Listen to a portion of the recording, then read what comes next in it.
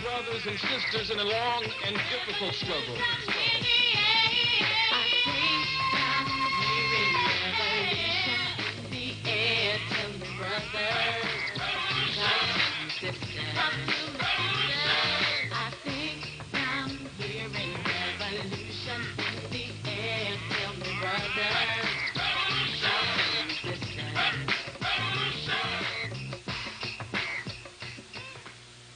We have a government, sir, that needs to be opened up before the American people. White folk rule us with fear. It is not white people, it's your fear of them that you gotta be freed from. I think I'm hearing revolution in the air. I think I'm hearing revolution in the air. Tell me, brother, talk to me, sister. I think I'm hearing revolution in the air. Tell me, brother, talk to me, sister. It is time for us to use our power. Please do not beg folks for power. Nobody is going to give it to you. You were born with power.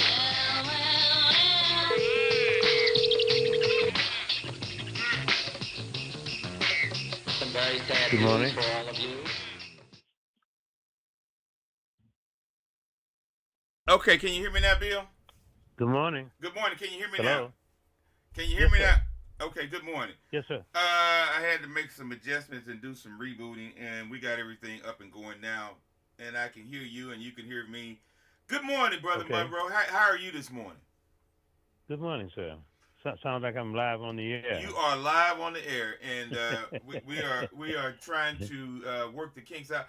Bill, I've been working on putting this platform together. There's no radio station that will allow me to do what it is that I'm attempting to do, and that is give people an opportunity to share thoughts and ideas as well as express themselves.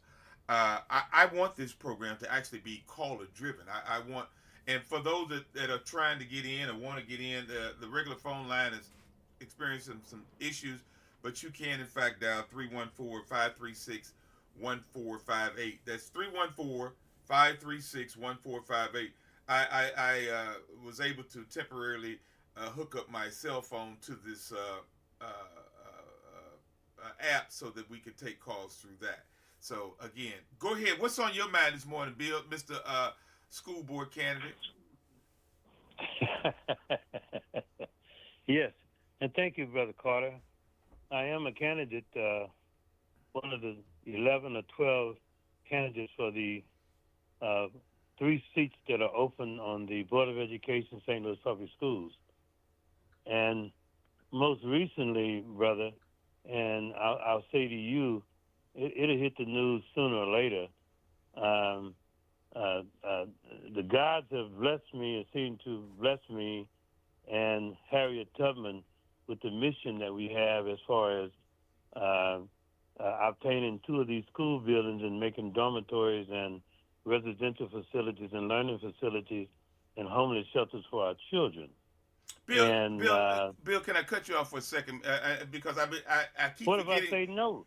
Well, I'm gonna do it anyway. But I keep forgetting to ask you this: when you talk about the dormitories for the children, will that also allow space for the parents to live in the facilities with the children, or is it strictly for the children? Well, currently, Brother Carter, it's actually for the children, and it's educationally connected because we have 2 buildings that Harriet Tubman and our organization has selected, and we plan on taking 2 of these buildings, 1 building for the girls, 1 building for the boys, and they'll be classified as shelters and learning dormitories and education institutions, primarily to aid and assist our young people in what's going on in this community at this time. And if we don't step up and do this, Brother Carter, there are other forces out here that are gathering with the National Guard and police departments and places to incarcerate black girls and black boys who don't comply. So we have the solution. Brother Monroe and Brother David Jackson, and those from the coalition are fighting very hard to oust these thieves and robber barons from the current Board of Education in St. Louis Public Schools. And the election is coming up, and I ask this community for their confidence and vote and vote and vote, Prince Carter. Well, we got to get out the vote, Bill. But I keep raising the question, and I'm raising the question for a number of reasons. Really and truthfully, I would like to know the answer. But as it relates to the masses of our community, is education really important? Education is not only important, education is vital. Mm-hmm. Education should be considered the same importance as the blood flowing in your vein to make your life better. I agree with that, Bill. I agree with that, but I don't see that coming from folks in the community. I don't see too many parents, in my opinion, just appear as if they don't care. Too many, not all of them, but too many. Well, I know that exists, Brother Carter, but I've been on this mission, brother. I went to the million. I'm antiquated. My mission started in '95 in that mall at the Million Man March. I remember. When I stood before the Million Man March. When we stood in that mall at the request of the Honorable Minister Louis Farrakhan from the Nation of Islam, where I and more than 2 million men stood in that mall. And I, the son of a Pentecostal deacon, standing in lockstep with these brothers in that mall. And my mission has been the same since. So, and what I see, especially given where we're at with this nation, we must come together collectively in that same sense, because when we look at our White House and we look at what we have in the White House, and we know what we must do, Brother Carter. We know what we must do, and there's a mission among racist white America to rid and keep black men such as myself, Brother David Jackson, Brother Chester Asher, and others. There's a mission to keep assertive black men from these boards of education, because we don't sing and dance for that white boy, and that's what they have with the St. Louis Public Schools, with black women singing and dancing for that white boy, Matt Davis, who has no interest in black community. You know, I asked David Jackson this question the other day, and I'm gonna pose it to you as well. Of the members that sit and house those seats on the board, is it not all of their responsibility to monitor and pay attention to the finances of that board and how funding is allocated and utilized and distributed as it relates to the board? Absolutely. They all bear their fiduciary responsibility, Prince Carter. Yes. And if your mission, but there are many that I have watched go on this board with other missions in mind. There are many who would run for offices to use a stair-step philosophy to achieve greater political steps. But when you get on that board, if you don't have our children at heart, you're gonna miss your mission, and that's what's going on right now. And I believe that the president of that board, Tony Cousins, the vice president of that board now, Matt Davis, ought to be prosecuted for what they've put this community through with the abusing of the money and the way they ignore the needs of our children. You know, Bill, one of the things that really rubbed me the wrong way is when I saw the report about the mishandling of those cards and some of the expenditures that were utilized. I, for the love of God, cannot understand how you can pay someone over $250,000 to sit on a board as a superintendent, and that person would then mismanage monies to go get things like massages and pedicures and eating at 801 Chop House and things of that nature. When I'm hearing stories about teachers saying that they struggle to get paper. Some teachers are saying that they only allow 500 sheets of paper per month or per year or whatever it was. I don't remember exactly, but there was a limitation on the paper that they were allowed to acquire. I don't think that there should be a limitation on paper when it comes to educating the young people, whatever it takes, from my opinion. You know.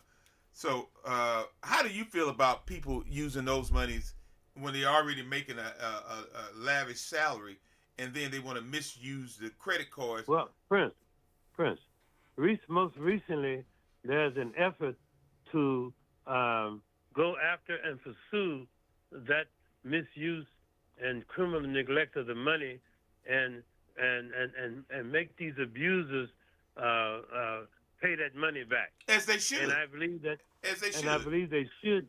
I believe they should face criminal or legal charges for doing so. All right. Mm-hmm. Okay. Good morning. Hello. Okay, that's another telemarketer. I'm glad we got her off the way. See, this is the way I have to screen these calls, and these are telemarketers that are calling. Unfortunately, we got to figure out a way to get around that. But nonetheless, hey Prince. Yes, sir. Prince Carter. Let me make this announcement too, and it could come in no better time. In pursuit of rectifying the abuse of the millions of dollars and the monies allocated for our children's transportation, Brother Monroe and Harriet Tubman and the collective unity has purchased a school bus. It's a 13-passenger bus. I was angry. I was sad to hear our children being transported on floors of taxi cabs and places that had not been vetted on public transportation. And we have to take charge of every aspect of the education of our children, and especially check that transportation issues that money's been abused also. So I asked the community to support. Harriet Tubman is a nonprofit organization, and I'm going forward. And to be honest with you, even buying insurance for this transportation, which I found out many of the transportation providers that provided transportation for our children didn't have insurance, didn't have licenses, didn't have all type of structured things in place for the safety and security of our children. And then that insurance is very, very expensive to do so. But Brother Monroe, we've gotten it together, and I ask the community to remember that Harriet Tubman is a nonprofit 501c3 organization, and I'm soliciting help, monetary, what have you, in this project. And the weather hadn't been so bad. We were meeting today, my broker and I, so we can get all these papers signed for this bus, because you can't pull it off the lot until you have the things there. But black men, I'm asking you, come together, and help Brother Monroe, Sister Harriet Tubman, and Brother Chester Asher, and this group, and yourself, Prince Carter, as we move forward to aid and assist our children in this time of calamity that we're facing, man. And we don't really know everything that's coming at us, but we need to be in charge of issues concerning education, security, and job training for our children. Brother Monroe, I would like to ask you at this time, what's your take on bringing schools back to the neighborhoods, bringing schools back to the community? I look at the children that are standing out on the corners sometimes 5, 6 o'clock in the morning. That's our fault. Yeah, That's our fault. That's black people's fault. But how do we correct that? How can it be fixed? We're correcting it now, Prince Carter. We correct it by ousting in a few days We corrected by ousting these thieves and robber barons in the St. Louis Board of Education, St. Louis Public Schools. That's how we corrected. And we put black men that are unafraid to tell them racists in the Missouri capital and what have you, that we're standing up for our children, boys and girls. And the solution ain't more police. The solution is education, skills, and job training. Education and job training. You know, I'm all for job training. One of the things that I've always said is if you really follow the stats and you look at the stats, a number of our young people don't make it through high school or on to college or whatnot. I think it's imperative that we, at some point in time, start on an elementary school level to look at preparing and grooming them to find out what's in them, because whether you know it or not, there's something in everyone. God has gifted all of us with a skill or a talent. Some of us fail to identify that gift or that talent, and it is incumbent upon us to start making those attempts at a preschool level. Whether it's a carpenter, whether it's a electrician, a auto mechanic, whatever it may be.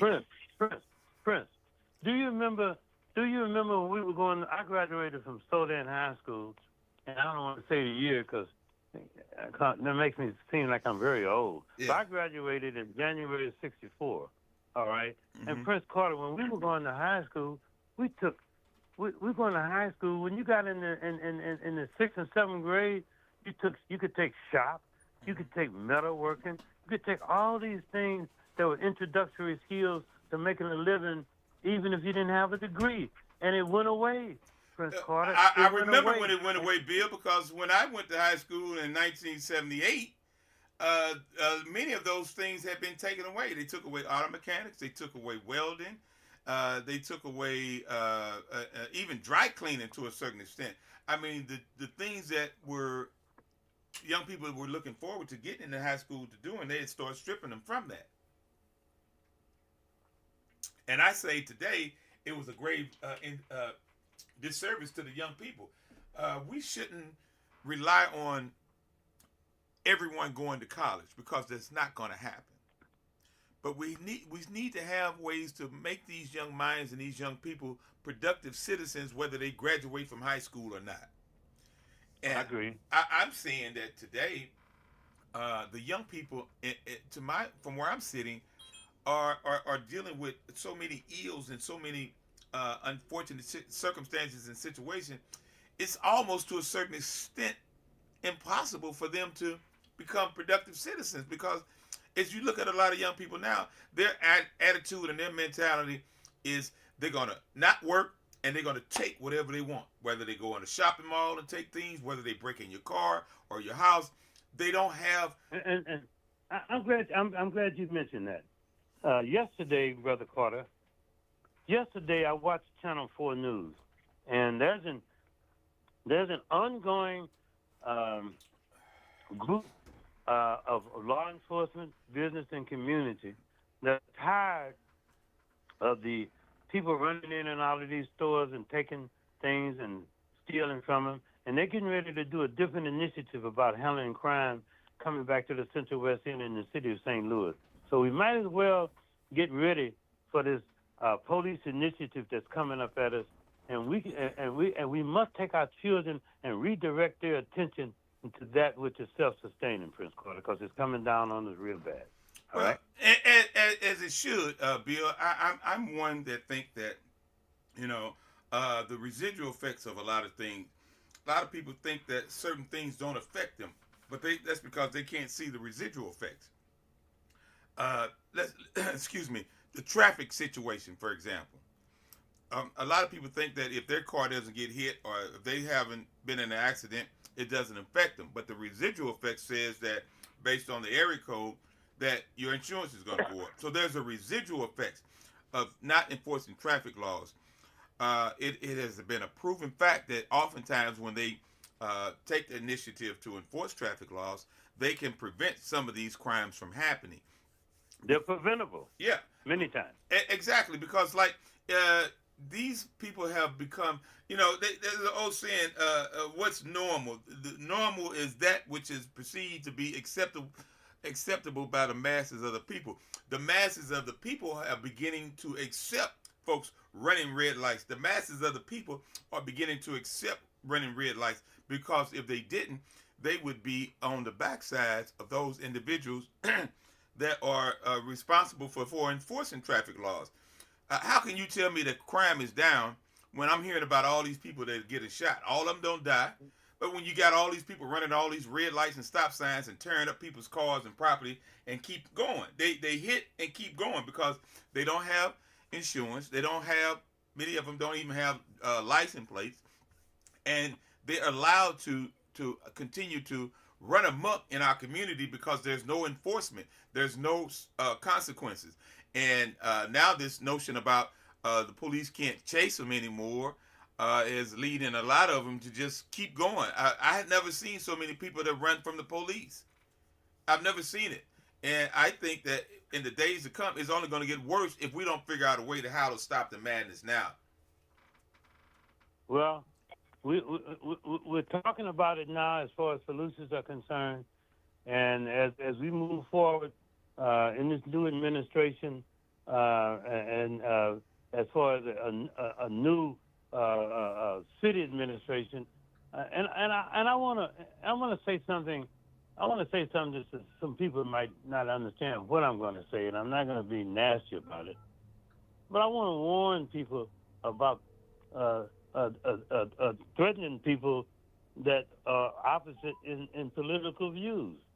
That's a very dangerous precedent for somebody to be angry with you because you chose to invoke your right to choose the political party or the political group that best suits your community. And I hope my voice touches people, because I'm not going to go into depth about the conversation you and I had about people being angry with you because of your selectivity about the administration. But there should be some caution there. That's all. You know, I don't say nothing else. And Bill, you know, what you're talking about is something that I was aware of before I even opened my mouth. But okay, I was trying to reword it. That's right, all. right. But the thing about it is this: you cannot tell me that the federal government has sent money in my interest, okay. and all you were supposed to do was identify that I was an actual business, that I existed in a poverty-stricken, disinvested area. And I was aware of that. In the center. In the center. And I made people aware of this money. There are a lot of people that didn't even know about the ARPA monies that was coming. I took the initiative to make copies and went around and told people about this money. And then for politicians and corrupt political structures to then leave me and other small businesses out and divert the money to their family members and their political donors that didn't even live in this area, to me, that was dead-ass wrong. And I had to say something about it. I would have been less of a man to operate in silence when I know that you have bamboozled and led astray the people when it came to these funds. It's a very vindictive thing for them to do such a thing. And I think, and it's just my opinion, I think there's some folks that should and need to be going to jail behind some of the stuff that has happened as relates to these funds. Prince. Mm-hmm. I'm more inclined right now to talk about anything with putting these dogs in jail. I'm going to tell you why. The people who steal, the people who are corrupt, the people who lie and deceive the community, there's a comeuppance down the road. Mm-hmm. And I think I'm more inclined, if I got 5 minutes to speak, Prince Carter, I'm more inclined to speak on Harriet Tubman's plan to help our children. Because you're not going to give me but 5 minutes to speak. I want to ask for the support of the acquisition of these 2 buildings and making homeless shelters and places for our children to live and letting them come to school in a uniform atmosphere, to let them come into a building where there's a nurse's office staffed in these buildings. I'm more inclined to go there. The people going to jail for the misuse of these funds, their conduct is going to take them where they're going to go anyway. And they don't need me to speak on it. All I want to speak on is being proactive in taking these millions of dollars that are already here to make our community a better place to be. That's my goal, Prince Carson.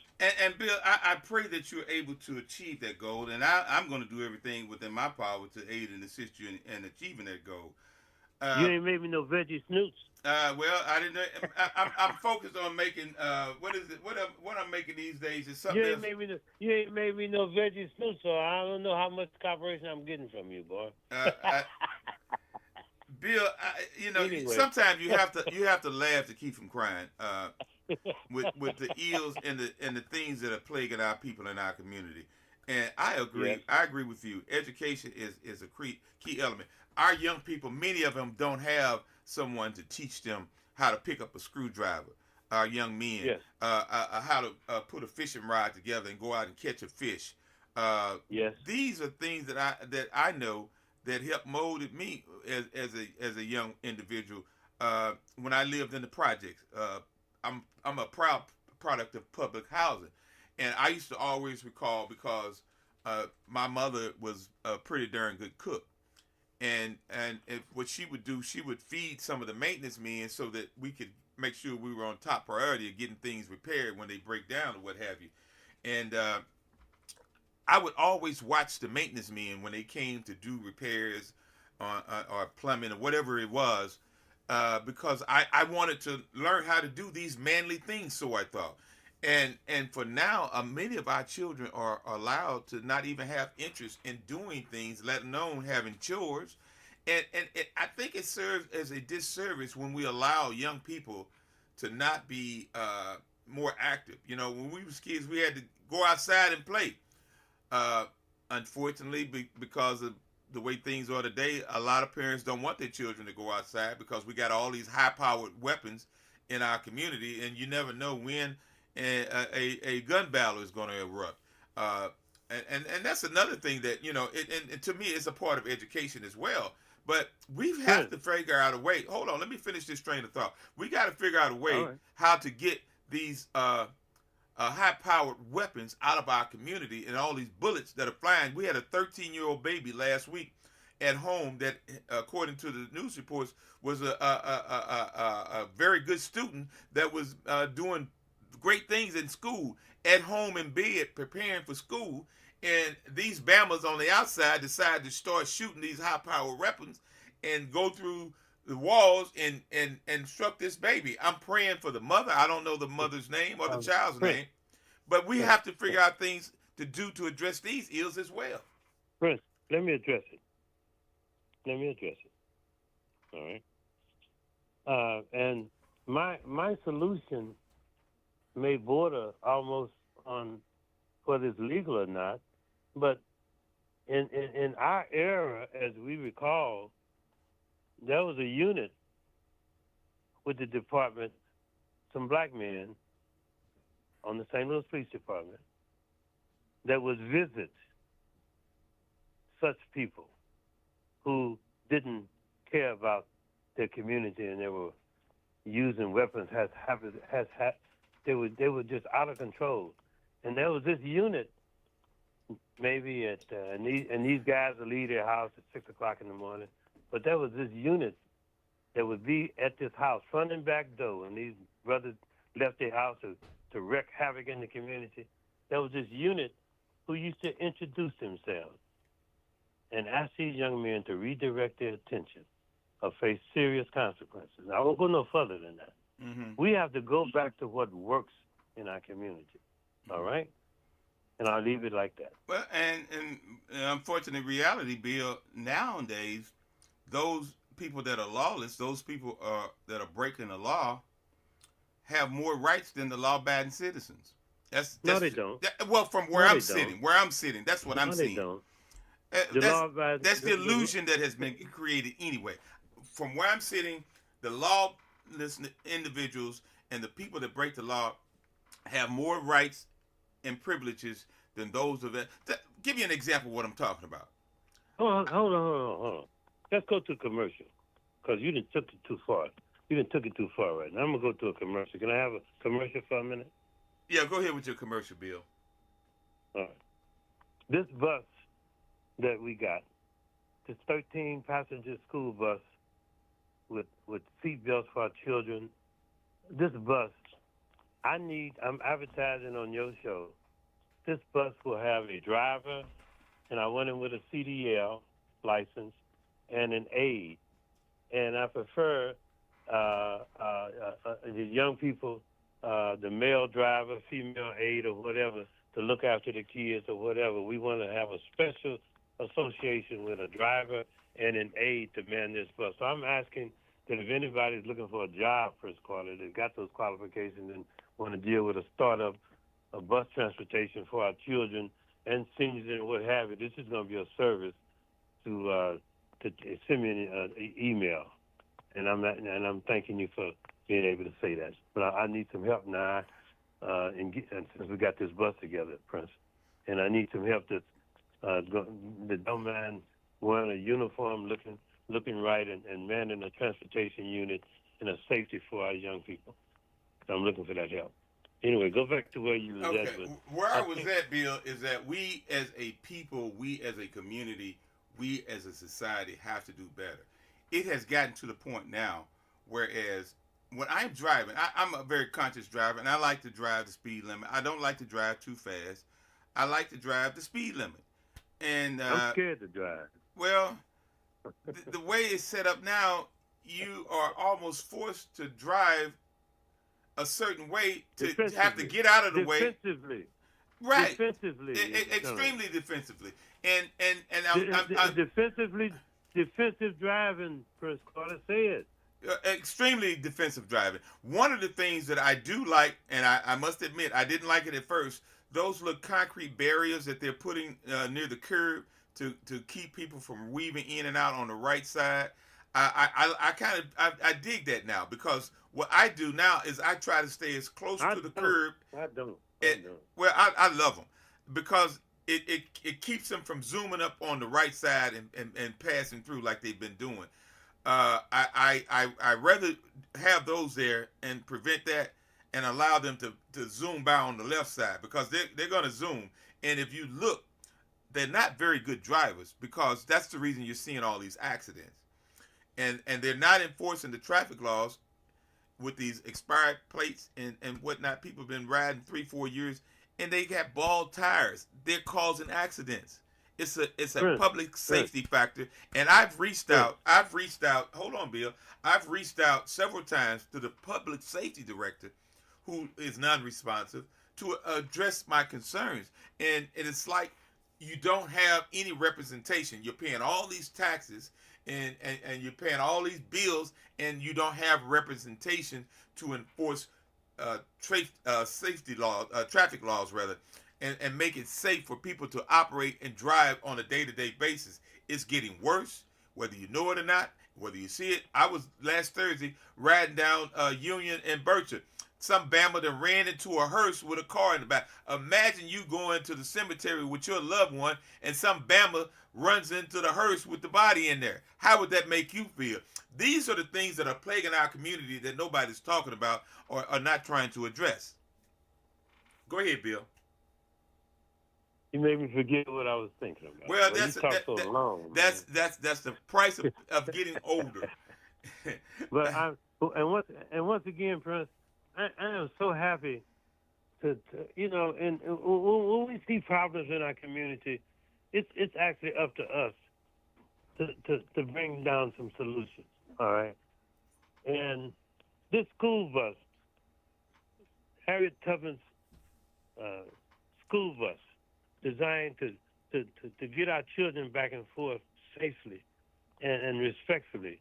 And with all the things going on with diseases and other things that's going on, I want the community to watch it and embrace it and contribute to Harriet Tubman, because I'm out here, Prince Carter, and I need the help of the community. You know, sometimes you can get out here, way out here in deep water. Well, I'm out here, and I'm going to make it happen, and I'm going to have a safe form of transportation to the people, for the people who care about their children. We designing, and we can't rely on others in other cities and other countries and other states to do these things for our children. We have to start them up ourselves, Prince Carter. We have to start them up ourselves. And I'm going to give out my number, 314-478-4441. 314-478-4441. Prince Carter, how long I've been on your show this morning, man? I got to go, man. All right.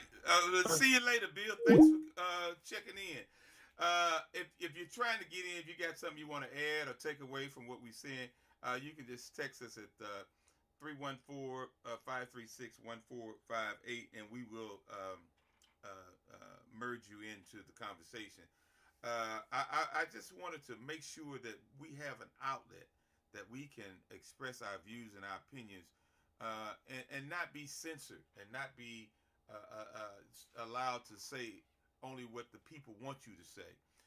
I think that that's part of the problem. It's too much controlling. At the debate last week, people were allowed to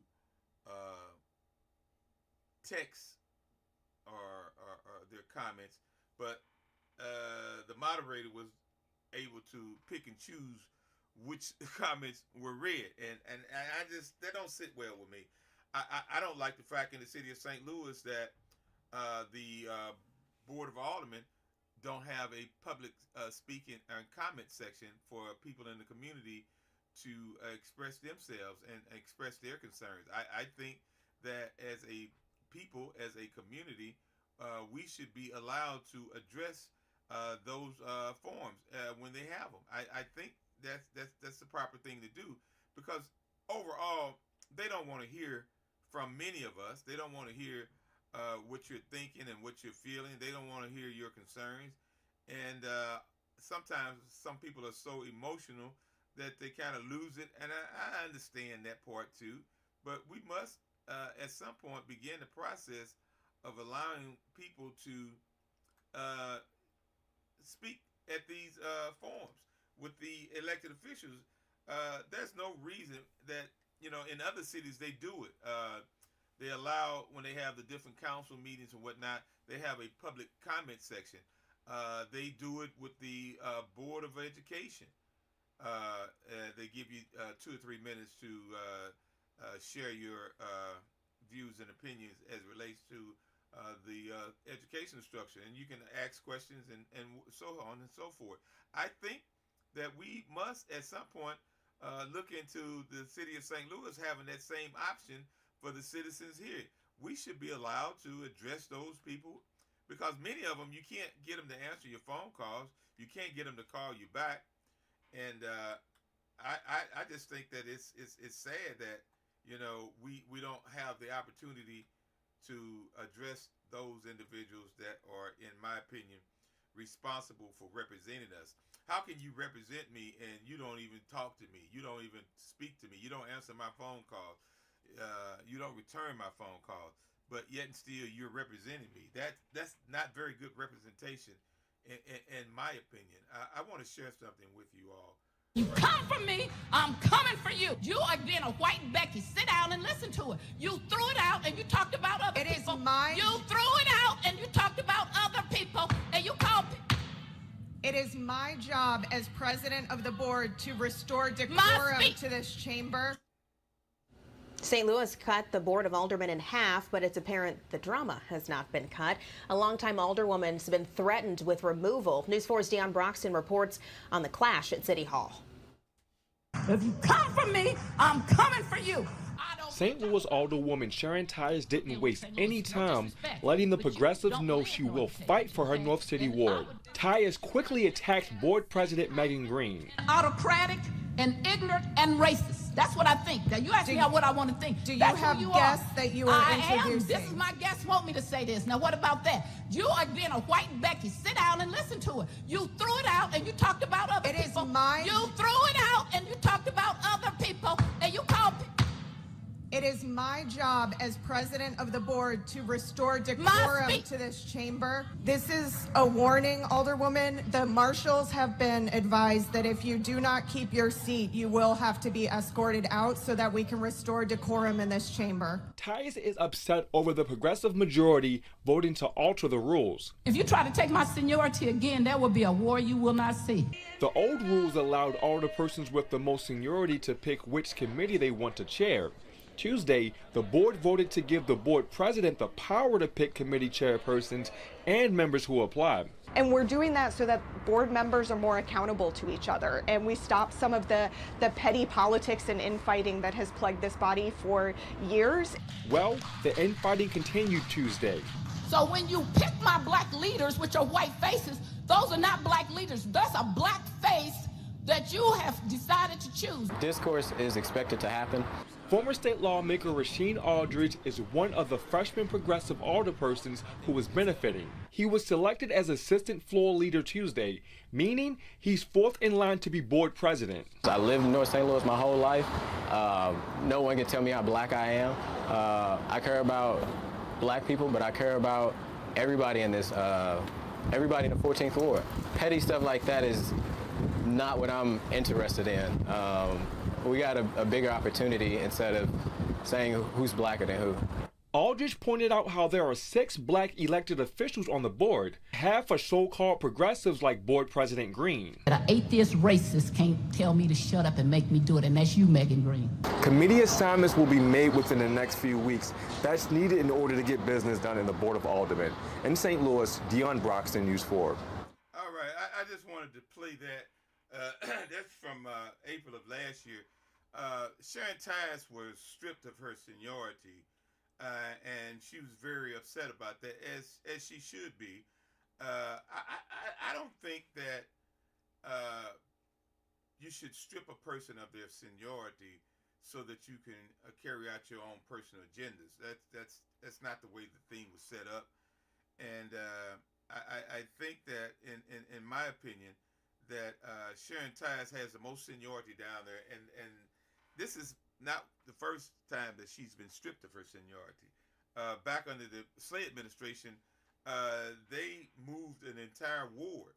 They moved the 20th ward to the south side so that she couldn't become an alderman in that ward because she would have to then relocate to the 20th ward, which was, in my opinion, it was not something that should have been allowed to happen, but it did. And now, again, here in 2024, 2025, she's been stripped of her seniority again, and they allowed people with less seniority and less experience to have more seniority than her. I think that, and from where I'm sitting, in my opinion, Sharon Tyus would, in fact, be a better president of the Board of Aldermen than Megan Green. I think that Sharon should not have been stripped of her seniority. I think that we should, as a people in the community, we should have been outraged about that, but there was no outrage from the community. There was no form of protest, or nobody stood up. It almost appears as if Sharon Tyus was solo bolo on that mission to get her seniority back. And, I just think that we as a people need to be more engaged and more involved in what's going on and the things that impact and affect us on a day-to-day basis. The Board of Aldermen is, in fact, one of the areas that we have to look for, because they oftentimes they change rules and laws and update rules and laws and amend laws and so on and so forth. So it's incumbent that we have people that are watchdogs, for lack of better words, and looking out for our own best interests. I think that I got something else I want to share with you this morning. But you do get something for your money. But when you put your money in the church bucket, what do you get back? Hope in a future after you die. And my position on that, if I have to die to experience heaven, I don't need that religion. Anyone who tells me that I should be content with accepting hell on earth when the white man has his heaven here, and the Chinese man has his heaven here, and the Arab and East Indian has his heaven here, and they're even building their heaven in my ghetto, and you're telling me I got to die in order to experience what they are getting right now? That's a religion I don't need, because that's a religion for servitude. And so we have to put the black church to task and ask them, what are you doing without Jesus money? Let me tell you what they're doing with your Jesus money. Every black church in America has their money in a white bank. It is the white banks that are funding the regentrification ethnic cleansing movement. So all of us go to church. We put $3 million in the church coffers every Sunday. $3 million goes to a white bank every Sunday. And guess what they do on Monday? They take $3 million of black people's white Jesus money, and they give loans to white land developers and businesses and entrepreneurs to come into the ghetto where the church is located, buy up all the property, and force grandma out on the street homeless. Now, grandma been going to that church for 30 years. Grandma been giving that church $50 every Sunday. And lo and behold, grandma had to finally face the reality that it was your Jesus money that put your ass on the street. That's one way to sum it up. You can agree or disagree. I'm not telling nobody how to think, but we got some real issues that we need to be really looking at. And when it's all said and done, people, it's all about the money. It's all about the money. I don't care how you look at it, how you shape it up, how you sum it up. When it's all said and done, it's all about money. Holding you there, sucking the government with funding, the state. Holding you in college for 4 and 5 years, when if the college taught you right, you could be out of there in 2 years. Right. As the shortest distance between 2 points is a straight line. The Honorable Elijah Muhammad said, if you start where you want it to end, start there and see how fast the people's minds will grab it. Before you know it, you have attention and you have devotion, because you are working with the speed of the new mind that God is creating. And that's why the world, this world, is falling. You got people so wise and so wicked. They know how smart the children are, but they intentionally dumb them down. Because if you're too smart, you'll peep the game that's being played. We can't have you too smart, Negro. You'll see the game that we're playing on you. And they're playing a lot of games on the people in the community, and the games are getting more trickier and trickier than ever. I'm just so, for lack of better words, concerned about where we as a people and as a community are headed. And I think that for the most part, we can do a whole lot better than what we're doing. I'm looking at this organization on West Florissant that I keep talking about.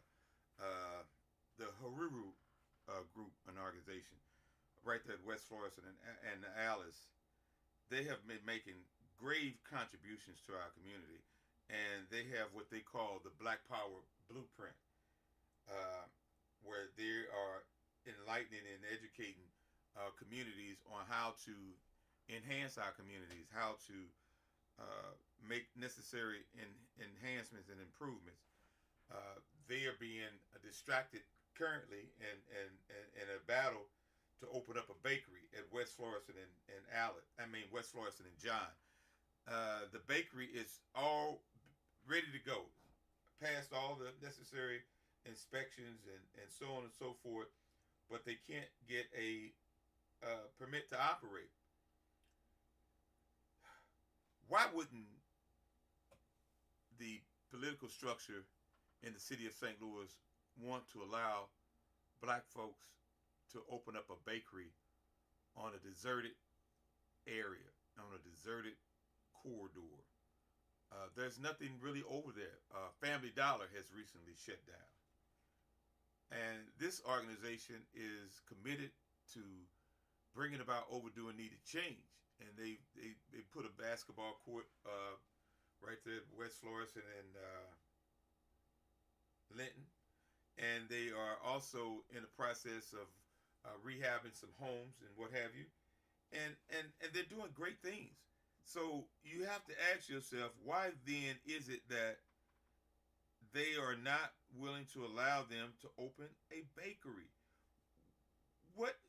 And maybe I'm missing something here, and maybe somebody can help enlighten me. But what's the problem with opening a bakery and providing healthy food options in a deserted area? It's a food desert over there. They got a little Chinese food joint right there at West Florissant and Warning. But for the most part, people don't have a lot of options within walking distance. What are we going to do collectively? What are we willing to do to invest not only in ourselves, but our community and our people as a whole? People are sitting back and criticizing other folks and not saying, what is it that I can do? How can I aid and assist in the plight to move our people and our community forward? Do we continue to say this is the best we can do and it ain't my fault, or it ain't got nothing to do with me, or it don't impact me, it ain't my problem? It's too many people having that attitude and that mentality. I'm a firm believer in God. I love me some God Almighty. I believe in the greater being. But I also believe that it's incumbent upon us to roll up our sleeves and unite and figure out ways to enhance and improve the quality of life, not just for us, but we got to do it for our children and our grandchildren. What are we leaving for them? Are we going to leave them all this chaos and madness? Are we going to say, you know what? It's time to make things better. When I was young, I'm still young, but when I was younger, coming up, I saw more of a sense of pride from our elders and the older people in the community, the mothers and the fathers and the uncles and the aunties. I saw more of a sense of pride. I saw standards. I saw discipline. I saw respect.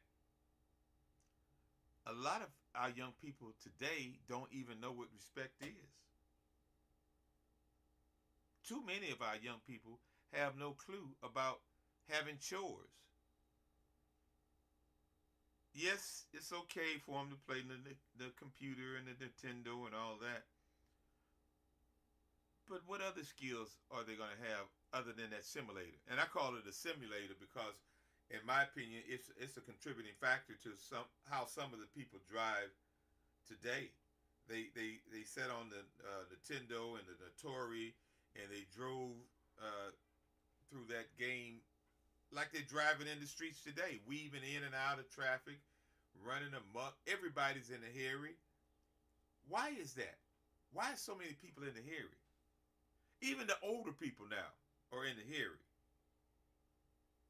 How long is that going to take? And there's nobody there but them.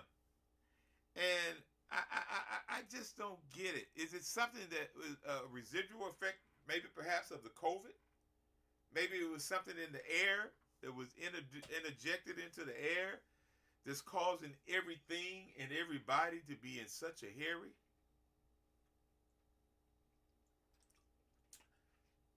I went down to City Hall last week, and when I was paying these bills and taxes and stuff, they wouldn't allow me to write a check, they said, because the accounts were delinquent.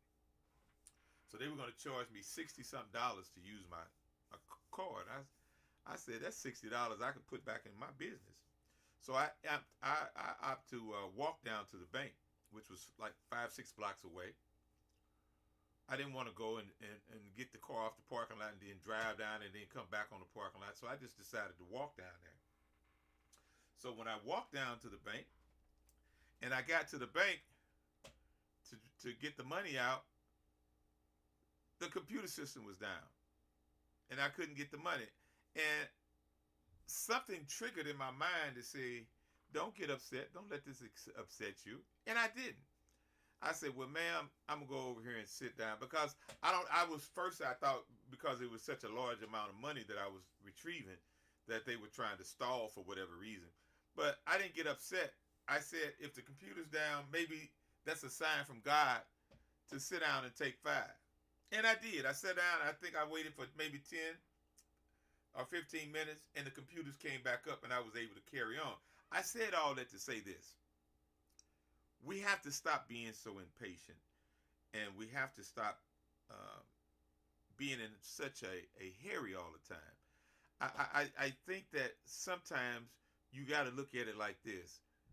God places barriers and blockages in your path sometimes to protect you.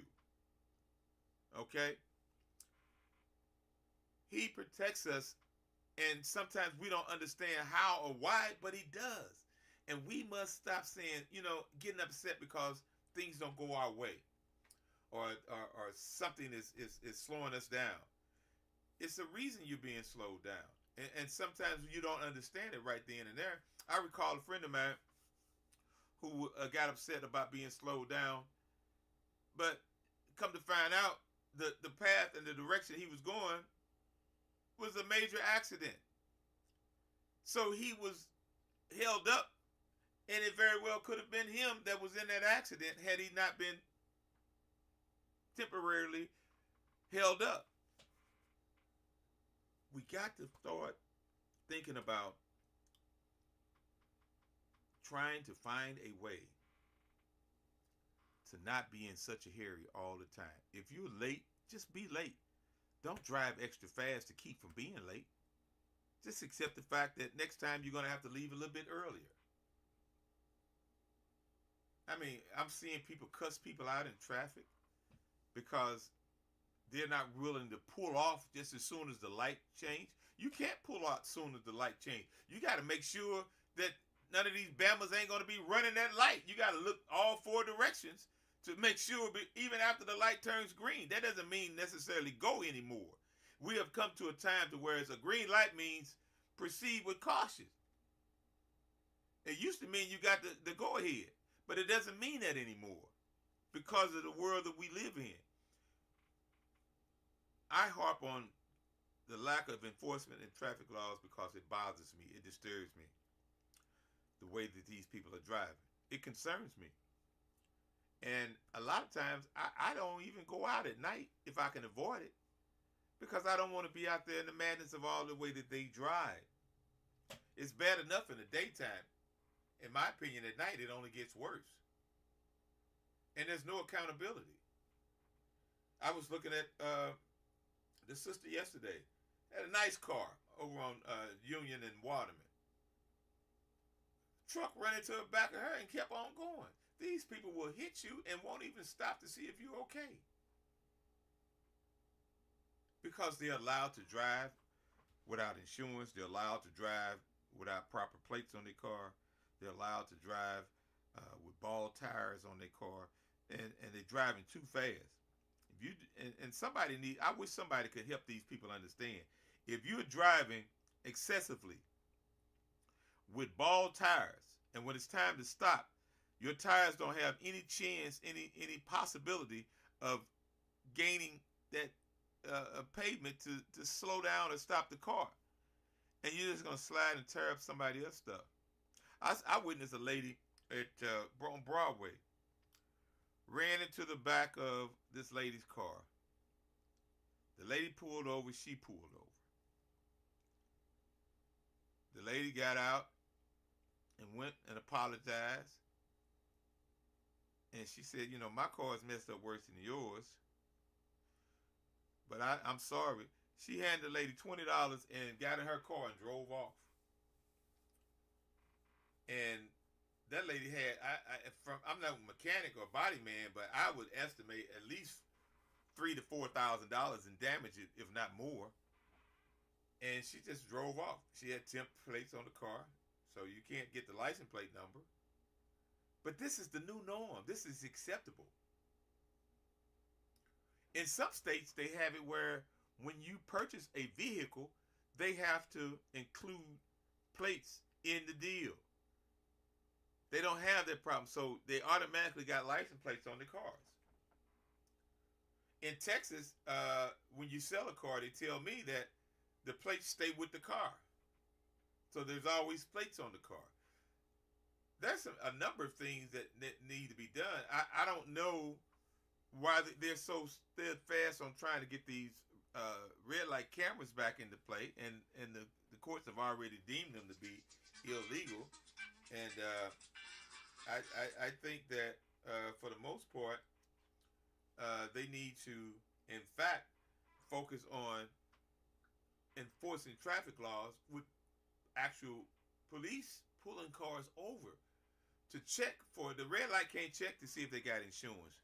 The red light camera can't check to make sure they have a driver's license. Okay, those are things that you can't do. And what if it's a stolen car? Then what? You're gonna send the people a ticket and their car was stolen? You know, we got a lot of things that we need to be looking at, man. Why are these young people not willing to work anymore? Too many of them. Not all of them, but too many of them aren't willing to work. Why too many of our young people are just determined to take things from everybody? You know? Why? Why is that? What has led to these things? I don't get it, you know? We have a number of things that we need to address in our community. And I don't see a lot of this stuff being properly addressed. I don't see the concerns. I see constantly trickery and what have you. You know, I had somebody last week get upset with me because I'm not supporting the mayor. I can't support somebody that has gotten funds for small black businesses and was instructed to give these monies out expeditiously, yet still you allow these people to go without these funds and have people in place to do everything they can to prevent small, poor black businesses from getting money. I can't support that. You probably can, but my conscience won't allow that. I love Tashara Jones. I was her #1 fan. I rooted for her. I'm not mad at her. I'm highly disappointed in her. And the way that you're going to tell me you're going to take funds that was allocated for small, poor black people in North St. Louis City, sit it in the bank, draw the interest, take some of the interest, distribute it to white businesses on the south side, and then allow the black businesses to still be without. If you feel good supporting that, you have at it. But I wouldn't. They talk about black and white. White and black. Who put the white woman as the president of the board of aldermen when it should have been Sharon Ties? Who did that? It sounds like a little history here. I remember when Bosley was the mayor. And he chose Francis Slade as the president of the board of aldermen over a black woman. He ended up losing, and that white man ended up taking that seat. So don't come to me about how black I am or how much black I possess. I'm blacker than anybody that I know of on the face of this earth. But I make decisions based on merit, not the color of your skin. And I know that if what's being perpetrated with this, when you tell me that you're going to help erase the Delmore divide, and then the federal government give you $500 million, and then you lose your eraser, then I know for a fact that I can't continue to support that. I wish I could, but I can't. I went through all these loopholes for the last 3.5 years, and it's expiration is coming on the money. They're supposed to get us the money, and they're still fighting to keep me from getting the money. And people, oh man, you should just be quiet until you get the money. No. If I can't speak my mind, if I can't speak my heart, then what can I do? It's wrong what has been perpetrated on black folks and people of color in North St. Louis by our mayor and her administration and the people that she's appointed. Her appointments have been grave disappointments, from the jailhouse to the personnel director to St. Louis Development Corporation. And we're so forgiving. I'm hearing people say, let's just give her another chance. I would love to do that. I would love to do that, but I can't. I can't. I just can't. She sent me a text saying that when we were communicating, this was a couple of years ago, when I was fighting for the little $5,000 back then, I don't understand the strings that come and how difficult it is to spend federal money. Money that you're not supposed to spend. The money you were supposed to get it to the people and let them spend it. That's why the strings were attached, to prevent you all from doing some of the things that were done. You got family members of politicians getting $800,000 that didn't even have a business doing COVID. You think that's right? You think that's fair? You think nobody should say anything about that? Come on now. Come on. Tell me I'm wrong. I'm just so fed up with a lot of this nonsense that's been going on in our community with our people. And I tell you, people, unless we man up, woman up, and stand up, they're going to continue to walk over us, give us the crumbs, and create the illusion they're doing things for us when they're in fact working on their own personal and self-interest. You don't take 3.5 to 4 years to get funds to poor black folks in a crisis situation. COVID-19 was a health crisis that rocked the entire world. And when they took this and drafted this money out of that $1.9 trillion and told them we had the PPP scandal and it didn't get to the right people, we want to make sure money get to the bottom, starting with the hood census tract. And our local government chose to circumvent what the federal government said and created legislation to carve out the hood census tract, to carve out small, poor black folks from getting those monies. That is a despicable thing, no matter how you look at it. And it's the truth, it's a fact, and if I'm wrong, I encourage anyone to correct me. I challenge anyone to correct anything that I said. I challenge you. Correct me if you can, because I know you can't. And that's the reason I choose to speak out on this, because there's so many people that don't have a voice. There are so many people that are afraid to speak. I don't have that fear. I don't have that fear. And if I can't speak truth to power, I can't speak at all. And people, let me tell you today, I'm supposed to be sitting on the money that was sent by the federal government. I'm supposed to be rebuilding my business from the federal government. And those here in local government, starting from room 200 on down, have been working night and day to prevent me from doing that. I have to say it. I have to speak out. I can't be silent. It's not the manly thing to do. And if anybody feels that I'm wrong, hey, come on, talk to me. I want to hear somebody tell me that I'm wrong. I want somebody to show me where I'm wrong.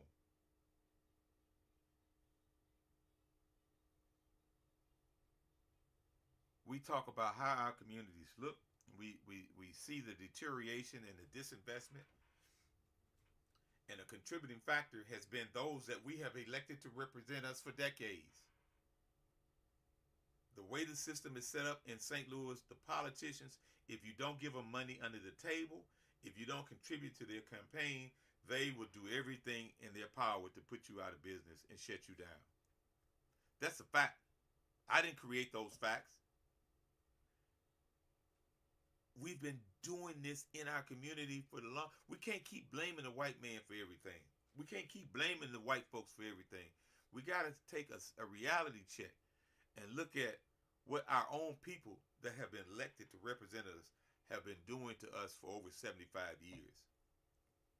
Many of them are dead and gone now. But the disinvestment and the deterioration and the residual effects of the deterioration still lingers on today. That's why we got so many vacant lots. That's why we got so many vacant buildings. It's the residual effect of the representation that we have elected. There's no reason 15-20% of the registered voters should make the decision for 100% of us. There's no reason for that. Oftentimes, when you look at these elections, the most suitable and the best interest of the masses would be the candidate with the least amount of money. Now, is Kara Spencer going to do better than the mayor? I don't know. I don't know. Is Michael Butler going to do better? I don't know. I don't know. But I'm willing to chance either one of them versus what our current administration has shown me. And the fact of the matter is, you can't get mad at people for being who they are. You can't do it. We got a sitting mayor that's so so disengaged with the North Side that she sits before a body of people and say they can run into her and expect to see her at a business that's been closed for nearly 2 years. Maybe she hasn't been to Harold's Chicken since she was there for the, the grand opening. But Harold's Chicken has been closed for almost 2 years now.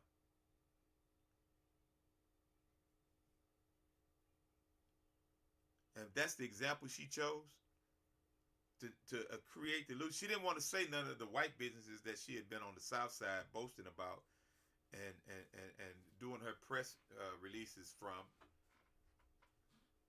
That was a business in South St. Louis that was awarded ARPA funds. And you got all these small black businesses on the South Side that are still struggling and fighting, trying to get. A lot of the people, believe it or not, applications came up missing. Some of the people didn't even get scored. Some of the people were not even considered because they was too busy trying to figure out how to circumvent the rules and funnel these monies to as many people as they can. It is my opinion, mind you, my opinion, that people were given and awarded monies so that they can help with certain folks' campaigns. That's my opinion. From where I'm sitting and what I'm seeing, it is my opinion that they're using these monies to help finance a campaign. And I just think that that is horrible. You're going to let your people and your communities that you say you're so concerned about continue to diminish and to continue to suffer so that you can draw the interest and use the interest at your own discretion, so you say. The interest is the big factor here. That's the reason they've been sitting on the money. That's the reason they've been struggling and fighting to keep folks from getting the money so that they can continue to draw the interest. It's all about the interest. And that's wrong. They were supposed to spend this money 3.5 years ago, then send back for more money. But you can't send back if you haven't spent the money that you've already gotten. Now you got folks that are disappearing from the office, people that are resigning from SLDC, people that are being fired from SLDC. What's that all about? There's a lot of mismanagement going on, and that has transpired. I had Lance Knuckles tell me 2.5 years ago, almost 3 years ago, I shouldn't expect to get anything. Well, the devil is a lie. I qualify. I'm in the heart of the hood census tract, Why wouldn't I get anything? I thank God for giving me the courage.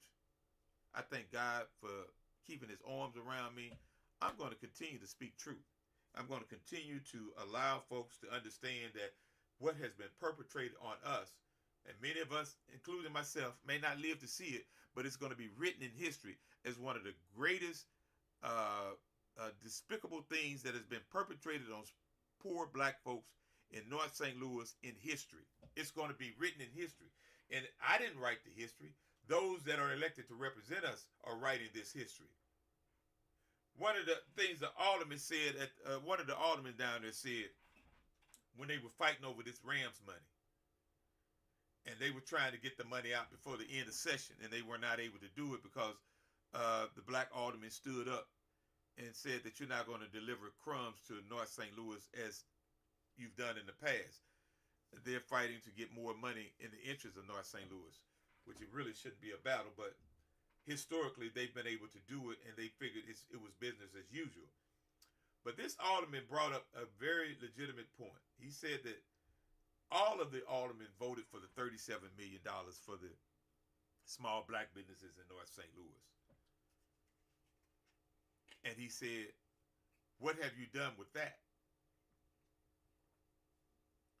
Meaning that you haven't even gave that out to your people, and you want some more money, and you haven't even distributed $37 million to the people. And now you want to tie us up on our water money for water infrastructure because you haven't given out the money that was allocated 3.5 years ago. Lewis Reed, I thought, was a problem. But come to find out from where I'm sitting and what I've been learning here lately, Lewis Reed was in the way, and they had to get him out of the way because, believe it or not, Lewis Reed was attempting to fight in the interest of black folks in North St. Louis. I find it hard to believe. I couldn't believe it myself, but as I began to connect the dots and look into things that had transpired, see, all of them got some dirt on them. Ain't none of them down there squeaky clean. Let's be clear on that. So now they know who's doing what and how they're doing it. So that's the reason they had to do what they could to get them out. As soon as they got Lewis Reed out, they went back and circumvented the whole program and changed the rules, which is part of the reason I had to fill the application out again the first time. Okay? And they got him out of the way so that they could sit on the money and draw the interest. Lewis Reed was trying to help expedite. This thing was supposed to be emergency money, people. Emergency. Like if you have a tornado or flood, FEMA was supposed to come in and get these monies to you directly.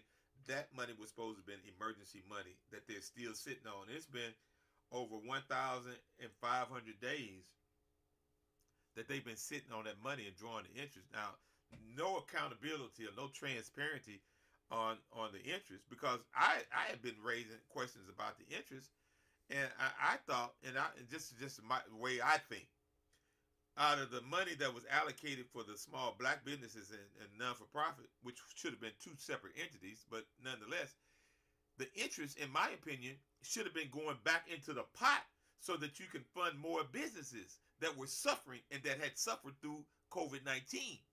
But they chose to take some of the interest and funnel it to folks that don't look like you and I, folks that don't live in a distressed and disinvested area,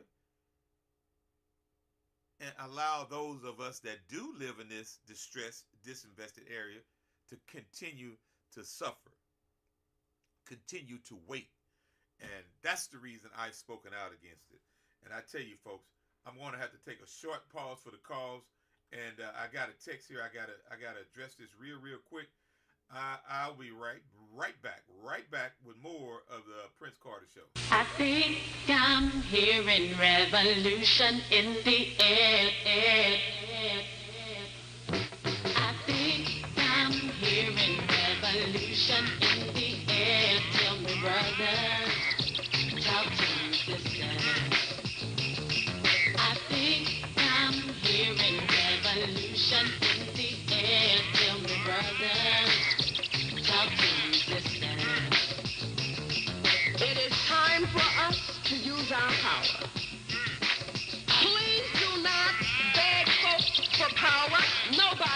going to give it to you.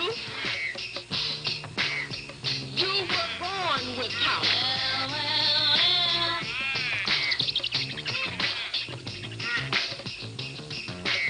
Some very sad news for all of you and people who love peace all over the world. Martin Luther King was shot and was killed tonight in Memphis.